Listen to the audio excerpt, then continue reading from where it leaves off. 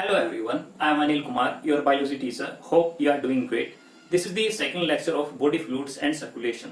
इस क्लास के अंदर हम पढ़ेंगे ल्यूकोसाइट्स या फिर इन अदर वर्ड हम कह सकते हैं व्हाइट ब्लड कॉर्पोसल्स या फिर WBC। हमने लास्ट क्लास के अंदर एक डायग्राम देखा था। उस डायग्राम के अंदर हमने देखा कि अगर हम ब्लड को सेंट्रीफ्यूज करते हैं तो उसका 45% हमें फॉर्म्ड एलिमेंट्स का मिलता है और 55% जो है ब्लड प्लाज्मा का मिलता है। 45% जो हमें मिलता है उसके अंदर सेल्स पाए जाते हैं। उन सेल्स में मेजोरिटी का जो पार्ट है वो केवल और केवल आरबीसी का है। काफी छोटा पार्ट जो है WBC फॉर्म होता है। तो WBC कितनी है? तो WBC कितनी है तो उसके लिए हम देखते हैं टोटल ल्यूकोसाइट काउंट यानी TLC। TLC ह्यूमन के अंदर कितना होता है? अराउंड 60,000 से 80,000 तक पर millimetre cube of the blood. यानी कि कहां तो आरबीसी थी जो कितनी थी 4.5 से लेकर 5.5 मिलियन तक, लेकिन यहाँ पे अराउंड 60 to 80,000 तक ही है। तो आप समझ सकते हैं कि एक ह्यूमन बॉडी के अंदर आरबीसी की अमाउंट रिलेटिवली काफी ज्यादा होती है और WBC की अमाउंट रिलेटिवली कम होती है। What is the process called formation of WBC? तो उसको बोलते हैं हम ल्यूकोपोइसिस। तो ल्यूको जो पोइसिस है उसको बोलते हैं हम फॉर्मेशन ऑफ WBC। अगर WBC का अमाउंट काफी ज्यादा अगर बढ़ जाए या WBC का अमाउंट अगर काफी ज्यादा डिक्रीज हो जाए तो उनके लिए, जैसे कि एरिथ्रोसाइट्स के अंदर भी अलग अलग टर्म थी, उसी तरीके से WBC के अंदर भी अलग अलग टर्म्स होती हैं। जैसे अगर आरबीसी की अमाउंट डिक्रीज होने लग रही है तो हम उसको बोलते हैं ल्यूकोपीनिया, और अगर WBC की अमाउंट अगर बढ़ने लग रही है तो हम उसको बोलते हैं leukocytosis. What is the site of formation of WBC? WBC बनती कहां पर है? तो WBC जो है वो बनती है बोन मैरो के अंदर। जनरली ब्लड की जितनी भी सेल है वो सारी की सारी कहां बनती होगी? बोन मैरो के अंदर। What is bone marrow? Bones के बीच में एक लिक्विडी फ्लूइड प्रेजेंट होता है। वो जो फ्लूइड है उसके अंदर कुछ टोटियोपेटेंट सेल्स होते हैं जिनके अंदर पोटेंशियल है कि वो किसी भी टाइप के सेल के अंदर कन्वर्ट हो जाए। जनरली वहां पर कुछ सेल जो है वो कन्वर्ट कंटिन्यूअसली होते रहते हैं ब्लड के अंदर, ब्लड सेल के अंदर, और वो जो ब्लड के सेल है वो फिर बोन से बाहर निकल के सर्कुलेशन के अंदर जो है वो आ सकते हैं। ठीक है। What is the shape and colour of WBC? तो शेप आइदर राउंड भी हो सकती है या फिर इरेगुलर भी हो सकती है। इनके अंदर एक स्पेशल प्रॉपर्टी पाई जाती है because of the irregular nature, जिसको बोलते हैं डायापेडेसिस। डायापेडेसिस। What is डायापेडेसिस? डायापेडेसिस एक ऐसी प्रोसेस है जिसके अंदर ब्लड वेसल से जो सेल्स जो हैं वो लीक आउट करती है, यानी कि बाहर निकलती हैं, एंड वो उस साइट पे जाती है, उस टिश्यू तक पहुंचती है जहां पर इंजरी है। सपोज करो मुझे इंजरी लगी यहां पे, या फिर मुझे इंजरी लगी यहां पे, या फिर मुझे इंजरी लगी यहां पे, एंड पैथोजन समहाउ यहां पर आ गए।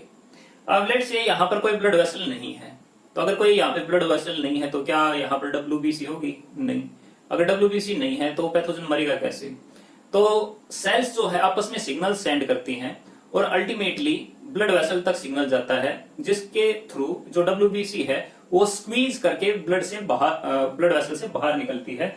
उसी प्रोसेस को हम कहते हैं डायापेडेसिस, यानी कि बाहर निकलना सेल का ब्लड वेसल से। डेफिनेटली काफी ज्यादा स्पेस नहीं होता, थोड़ा स्पेस होता है, स्क्वीज करके जो है बाहर निकलती है। अगर हम कलर की बात करें, कलर जनरली या तो इनका व्हाइट होता है या फिर ये कलरलेस जो है वो पाए जाते हैं। अगर हम इनके साइज की अगर बात करें, साइज जनरली 6 से 18 माइक्रोमीटर तक जो पाया जाता है। There are different type of WBC which are found in our body system। अब वो कौन कौन सी है उनको देखते हैं। तो किसी भी चीज को अगर हम स्टडी करने लग रहे हैं तो बेटर क्या है कि हम उनके डिवीजन का बेस जो है वो समझें। तो जो व्हाइट ब्लड कॉर्पोसल्स है उनको डिवाइड किया गया है दो पार्ट के अंदर। एक है ग्रेनुलोसाइट और दूसरी है ए ग्रेनुलर या फिर ए ग्रेनुलोसाइट। साइट का मतलब सेल और ग्रेनुलो का मतलब क्या है? ग्रेन्यूल्स। ग्रेन्यूल्स यानी ग्रेन, यानी कि एक सॉलिड स्ट्रक्चर। अगर ग्रेनुलोसाइट को अगर हम देखें, वैसे इनके अंदर जो है फील्ड वेसिकल जो है वो प्रेजेंट होती है, जिसकी वजह से जो है वो स्टेन कर पाते हैं। अगर हम इन दोनों के बीच में डिफरेंस देखें तो ग्रेनुलोसाइट और ए ग्रेनुलोसाइट के अंदर डिफरेंस कितना है, सिर्फ इस ए का है। इस ए का मतलब क्या है, नोट, यानी कि इन ग्रेनुलोसाइट के अंदर ग्रेन्यूल जो है वो नहीं पाए जाते, जबकि इनके अंदर पाए जाते हैं।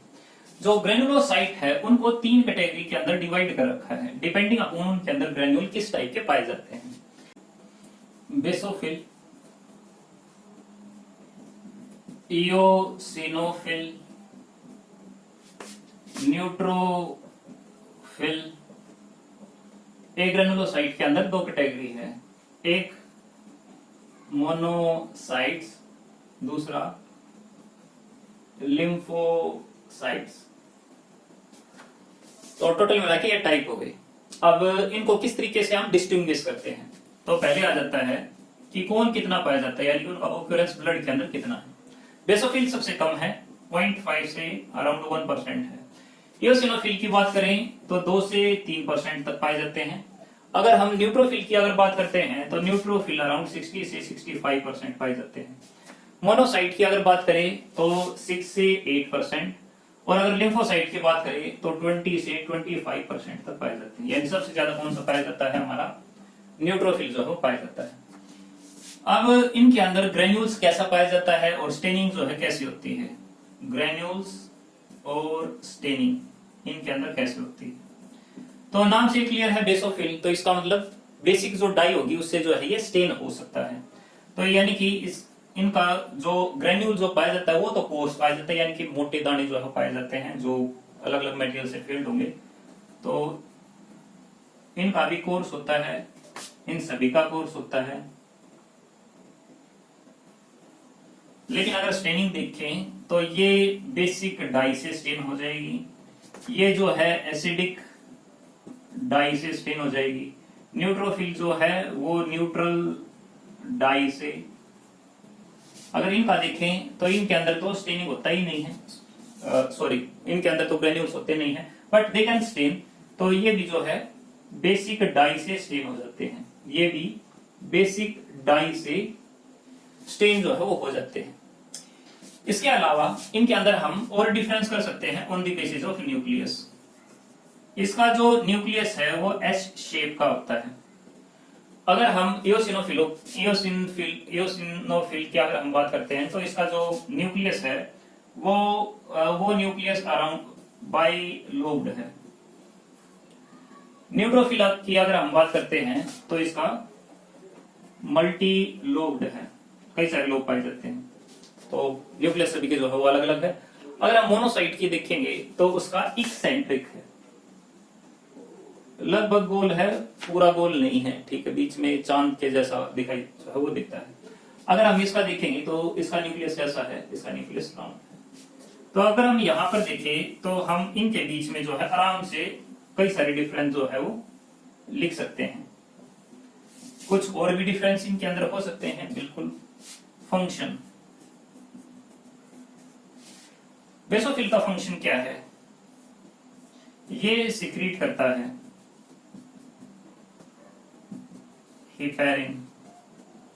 अगर हम इसकी बात करें तो ये एलर्जिक रिएक्शन के अंदर काम करता है। तो जब भी एलर्जिक रिएक्शन होगी तो उसमें मास्ट सेल जो है वो रिलीज करते हैं हिस्टामिन वगैरह, तो ये भी जो है हिस्टामिन एंटी हिस्टामिन जो है वो सिक्रीट करती है। ये जनरली सेल जो है फैगोसाइटिक होती है। फैगोसाइटिक यानी फैगो यानी इंगल्फ करना, और क्या इंगल्फ करना, सेल को ही, यानी कि एक ऐसी सेल है जो दूसरी सेलों को इंगल्फ कर देती है। दूसरी सेल क्या, हमारी नहीं। कोई अगर पैथोजन बाहर से आया है हमारी बॉडी के अंदर तो वो अगर हमारी बॉडी के अंदर रहेगा तो डिजीज कोज करेगा। तो ये जो न्यूट्रोफिल सेल होती है वो उन सेलों को इंगल्फ कर देती है और उनको मार देती है। सिमिलरली जो मोनोसाइट है वो भी फैगोसाइटोसिस जो है वो करती है, फैगोसाइटोसिस। तो ये भी फैगोसाइटोसिस करती हैं और ये भी फैगोसाइटोसिस करती हैं। ये क्या करते हैं, एंटीबॉडी रिलीज करती हैं। साथ में ये ऐसे कुछ पॉइजन भी सिक्रेट करते हैं जिसके द्वारा जो है जो जर्म्स जो है वो मर जाएं, ठीक है। अगर हम इन सभी को देखें तो जनरली ये फॉर्म कहाँ होते हैं, तो ये सारे के सारे बोन मैरो के अंदर फॉर्म होते हैं। बोन मैरो के अंदर सबकी फॉर्मेशन जो है वो होगी। इसके अलावा अगर हम देखें इनका लाइफ स्पैन कितना होगा, तो जनरली अगर ये ब्लड सर्कुलेशन के अंदर है तो ये अराउंड कुछ घंटे तक, 8 से 12 घंटे तक जो है वो सर्वाइव रहते हैं। लेकिन अगर ये टिश्यू के अंदर चले जाते हैं तो इनका लाइफ स्पैन जो है वीक्स से अराउंड मंथ तक जो है वो इंक्रीज हो जाता है। आई होप आपको ये डिफरेंट टाइप ऑफ WBC जो है वो समझ में आ गई होगी। अब हम नेक्स्ट टॉपिक जो है स्टार्ट करते हैं, थ्रोम्बोसाइट या फिर प्लेटलेट। थ्रोम्बोसाइट्स या फिर प्लेटलेट। थ्रोम्बोसाइट या प्लेटलेट्स, पहले इसका वही हम टोटल काउंट देखते हैं कि इसका काउंट कितना होता है। ये अराउंड 1.5 लाख से 2.5 लाख तक हो सकती है पर millimetre cube of the blood, यानी कि रिलेटिवली WBC से ज्यादा होती है लेकिन RBC से रिलेटिवली कम होती है। अगर हम इनकी फॉर्मेशन देखें तो फॉर्मेशन कहां पर होती है, बोन मैरो के अंदर। जनरली जितने भी ब्लड की सेल होती हैं वो सारी की सारी कहां से होती है, बोन मैरो से। बोन मैरो के अंदर भी ये फॉर्म होती है फ्रॉम मेगा कैरियोसाइट से, और जो ये मेगा कैरियोसाइट है उसकी वजह से ये स्क्वीज करके बनते हैं। So these are non nuclear cellular fragment.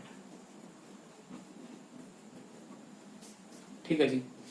Colour की अगर हम बात करेंगे तो जनरली जो है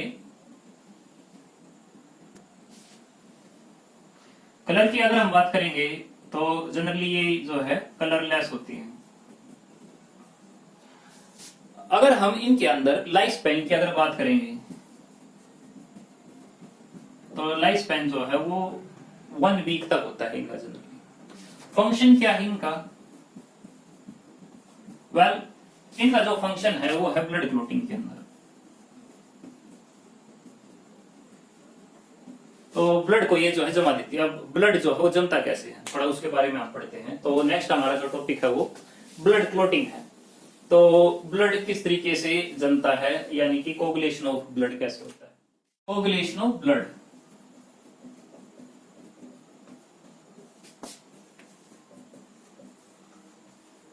यानी कि ब्लड के अंदर क्लोटिंग करना। अब ब्लड जो है वो क्लोट कैसे होता है, तो देयर इज सर्टेन स्टेप्स जिसको होते हुए अल्टीमेटली ब्लड जो है वो क्लोट जो है बना देगा। तो फर्स्ट उसके अंदर क्या होगा, इंजरी होगी, injury to a blood vessel. तो जब भी इंजरी होगी किसी ब्लड वेसल के अंदर, तो वो उसके अंदर जो ब्लड है वो बाहर निकलना स्टार्ट होगा। That attract platelets. तो प्लेटलेट्स का हमने फंक्शन पढ़ा था, उनका क्या था, क्लोट करना। लेकिन क्लोट होता कैसे है, तो जो प्लेटलेट हैं वो सिक्रीट करती हैं क्या, थ्रोम्बोप्लास्टिन।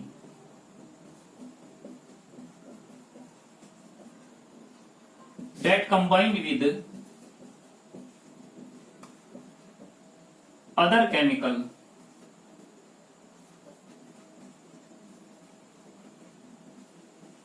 and form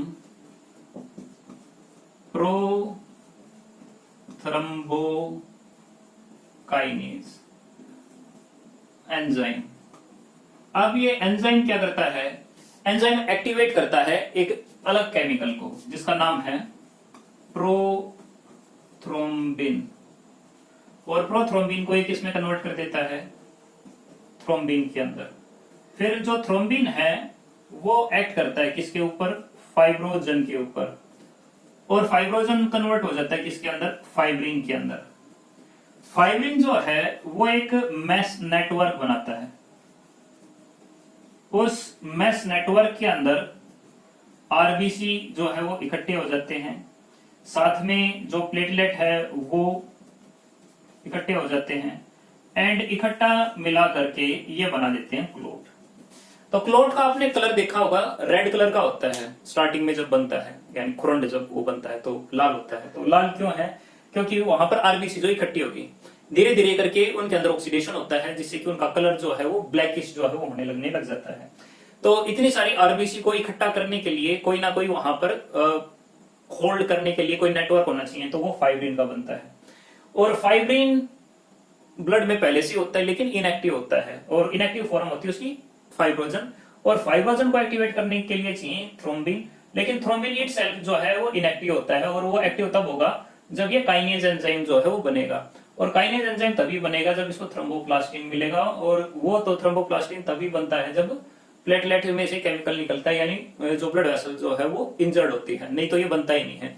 एक यही कारण है जिसकी वजह से हमारे अंदर जो ब्लड वेसल के अंदर सर्कुलेट होता है, इवन दो वहां पर फाइब्रोजन प्रेजेंट है, लेकिन वहां पर कभी भी क्लोट बनता नहीं है, क्योंकि वहां पर उस टाइम पे हेपेरिन नाम का केमिकल जो है एक्टिव रहता है। लेकिन बाद में जब ब्लड हमारी ब्लड वेसल से बाहर निकलता है, तो उस टाइम पे ब्लड के अंदर क्लोटिंग जो है वो हो जाती है, और ब्लड जो है निकलना जो है बंद हो जाता है। एक यहाँ पर एक टॉपिक हम और समझते हैं, और वो जो टॉपिक है वो हमारा है कि हम ब्लड ग्रुप का किस तरीके से पता लगाते हैं। तो अगर मुझे पता करना है कि मेरा कौन सा ब्लड है, तो उसके लिए हमें उसी चार्ट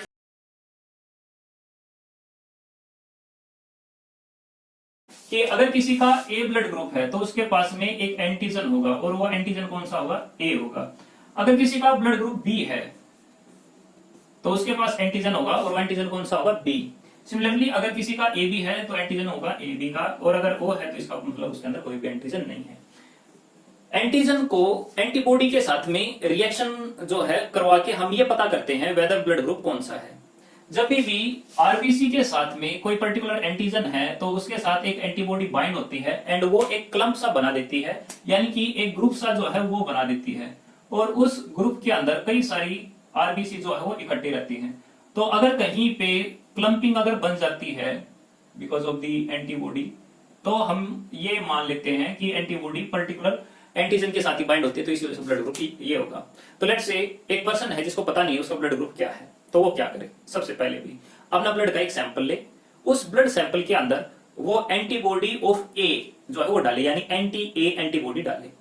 एंटी ए एंटीबॉडी अगर वो डालता है, और वो एंटीबॉडी डलने के बाद में उन सेल के साथ में क्लम्पिंग या फिर एग्लूटिनेशन अगर कर देती है, तो इसका मतलब ये है कि एंटी ए एंटीबॉडी एंटीजन ए के साथ में बाइंड होगी और क्लम्प जो उसने बना लिया, तो इसका मतलब उसका ब्लड ग्रुप कौन सा होना चाहिए? ए होना चाहिए। तो बस इतना सिंपल सा ही काम है। हाँ, लेकिन इसके बाद में एक और काम करना है, वो क्या? बी का जो एंटीजन जो बी की एंटीबॉडी जो है वो भी हम उस सैंपल के अंदर डालेंगे, और देखेंगे कहीं ऐसा तो नहीं है कि उसके साथ क्लम्पिंग जो है अभी भी होने लग रही है। तो लेट्स से एक ब्लड का सैंपल लिया, और ब्लड के सैंपल के अंदर पहले हमने डाली anti A antibody. Anti A antibody अगर हम डालते हैं, तो अगर आरबीसी के सरफेस के ऊपर अगर एंटीजन ए होगा तो वो उसके साथ बाइंड हो जाएगा, क्लम्पिंग जो है वो बना देगा, एंड इसका मतलब ये हो जाएगा कि उसके पास में जो एंटीजन ए जो है वो प्रेजेंट है, तो ब्लड ग्रुप जो है वो ए होगा। लेकिन लेट्स से आपने ब्लड सैंपल लिया और एंटीबॉडी ए डाली तो क्लम्पिंग नहीं बनी, इसका मतलब ए ब्लड ग्रुप नहीं है। फिर उसके बाद में आपने एंटीबॉडी बी डाली, और एंटीबॉडी बी डालने के बाद में आपने देखा कि अभी भी यहाँ पर क्लम्पिंग जो है वो नहीं हुई। इसका मतलब क्या है कि जो आरबीसी है उसके पास ना तो एंटीजन ए है और ना ही एंटीजन बी है। अगर एंटीजन ए भी नहीं है और बी भी नहीं है, तो इसका मतलब कौन सा ब्लड ग्रुप होगा? ओ, क्योंकि ओ के पास में ना तो एंटीजन ए है और ना ही एंटीजन बी है। तो अगर मैं एक सैंपल लेता हूं और उस सैंपल के अंदर पहले मैंने डाला एंटी ए एंटीबॉडी और मैंने देखा क्लम्पिंग बन गई, यानी कि ए एंटीजन प्रेजेंट है। फिर उसके बाद मैंने डाला बी एंटीबॉडी, और बी की एंटीबॉडी डालने के बाद देखा कि अभी भी क्लम्पिंग बनने लग रही है, तो व्हाट इट मींस कि ब्लड ग्रुप कैसा होगा? कैसा होगा? ए बी होगा। तो आई थिंक ये चीज जो है क्लियर होगी कि हम एंटीबॉडी डाल के ये पता करते हैं वेदर जो ब्लड ग्रुप जो है कैसा है। ठीक है, ओके।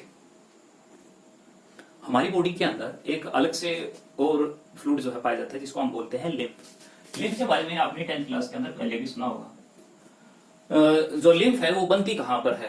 तो लेट्स से ये एक हार्ट है और हार्ट से आर्टरी चलती है, और आर्टरी जब टिश्यू के पास पहुंचती है तो उस टिश्यू पर बन जाती है कैपिलरी,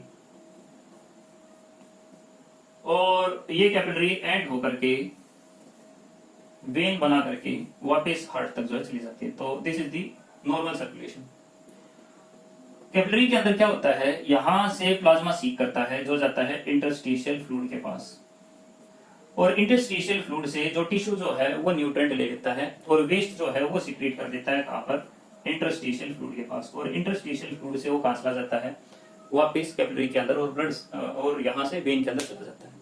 होता क्या है कि जितनी अमाउंट ऑफ मटेरियल यहां पर सीक्रेट हुआ है उतना अमाउंट ऑफ मटेरियल वापस यहां पर नहीं जा पाता, तो कुछ अमाउंट ऑफ जो वेस्ट है या फिर जो प्लाज्मा जो है वो यहीं पे रह जाता है। ये जो यहां से कुछ बाहर गया और यहां से कुछ यहीं पे रह गया, इसी का ही कुछ पार्ट बन जाता है आगे चल के लिम्फ। तो लिम्फ की जो डेवलपमेंट होती है वो होती है इंटरस्टिशियल फ्लूइड से, में वही चीज आती है जो प्लाज्मा की आई है। तो इसका मतलब है कि ये वही चीज है जो ब्लड का प्लाज्मा है, लेकिन इसके साथ में कुछ और चीजें भी होती हैं, और वो क्या, ब्लड का प्लाज्मा तो होता है, इसके अंदर कुछ WBC भी होती है।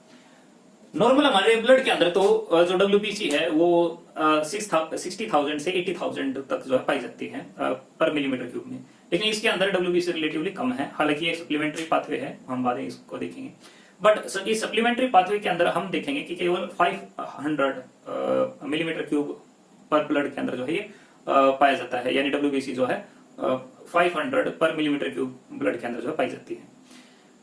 इसके अलावा जो लिम्फ है उसके अंदर वेस्ट की अमाउंट थोड़ी ज्यादा होती है, एंड जो सोर्स है WBC का वो लिम्फ नोड है, क्योंकि नोड के अंदर जो है WBC जो है वो बनती है।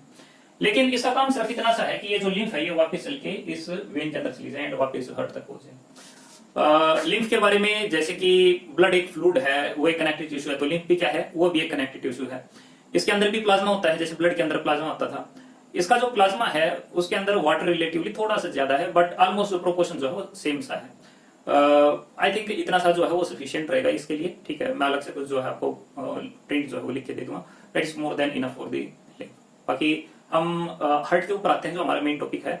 वीडियो थोड़ी सी ज्यादा होने लग रही है, एंड ये टॉपिक ऐसा है कि थोड़ा सा बिगिनिंग में स्टार्ट करना चाहिए, तो मैं इसका केवल डायग्राम बना देता हूँ, आप जो है इस डायग्राम की प्रैक्टिस करना, एंड हम नेक्स्ट वीडियो के अंदर जो है उस डायग्राम को एक्सप्लेन करेंगे, उसकी जो डिफरेंट प्रोसेस जो होती है हम उसको लेकर जो है डिस्कशन करेंगे। सो बड़ा सिंपल सा है हार्ट का डायग्राम। पहले एक W सा बना दे, एंड फिर उसके बाद में डबल लाइन जो है वो बना ले।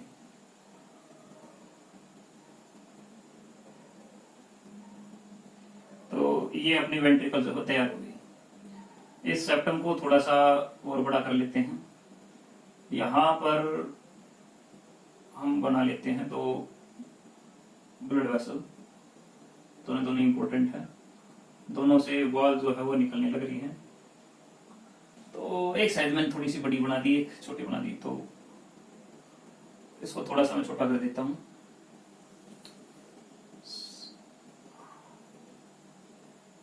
आई थिंक अब थोड़ी सी ठीक होगी।